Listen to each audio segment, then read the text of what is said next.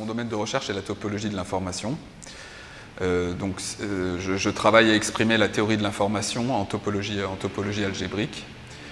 Et la deuxième partie de mon travail, c'est l'application des outils obtenus aux différents domaines de la biologie, notamment en neurosciences, de l'expression génétique, ce qui s'appelle l'AOMIC et ce genre de choses, et aux systèmes complexes en général, ça pourrait s'appliquer aux systèmes sociaux. Et ça revient à développer des logiciels qui sont utilisables par tout le monde et en libre accès. C'est des outils dits de machine learning, des nouveaux outils de machine learning et d'analyse topologique des données.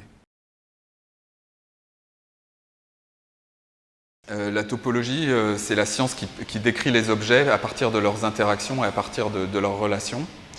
Et qu'est-ce que la théorie de l'information? La théorie de l'information, c'est une théorie qui provient de la thermodynamique qui a pris son essor avec la thermodynamique, la fonctionnelle entropie et l'énergie, et qui a ensuite été remise à jour avec la théorie de l'information et de la communication, développée notamment par Shannon et par Turing et tous les objets computationnels qu'on manipule aujourd'hui.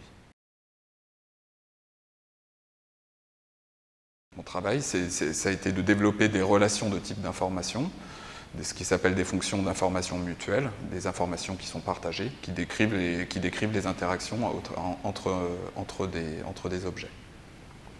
Le principal apport du travail, c'est de décrire non plus des interactions simplement à deux, comme dans un canal de communication où il y a un receveur et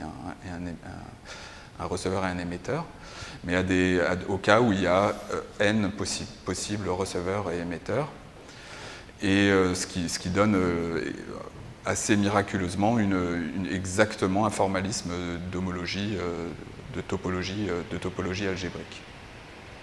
Donc ça, c'est pour la première partie du travail, ça a été de faire coïncider ces deux théories. Et la deuxième partie du travail, c'est l'application. Donc maintenant, on me donne des données avec n variables qui correspondent à ce que vous voulez comme variable, et de décrire l'ensemble des patterns, des relations à l'intérieur de ces variables, de leurs relations qui sont de type soit de cluster, soit des co-expressions, des choses qui vont ensemble.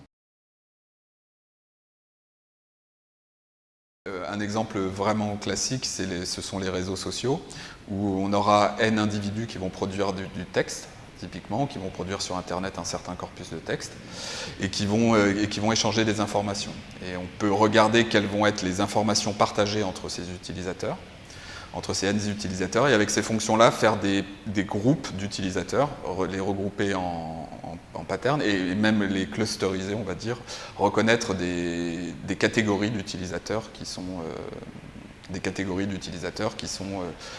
justement caractérisées par ces fonctions. Donc c'est vraiment des tâches de type de machine learning, et c'est même profondément du machine learning dans le sens où les informations mutuelles sont des formes d'information, d'énergie, en fait, donnent des formes d'énergie, ce qui est, je trouve, ça parle quand même assez simplement.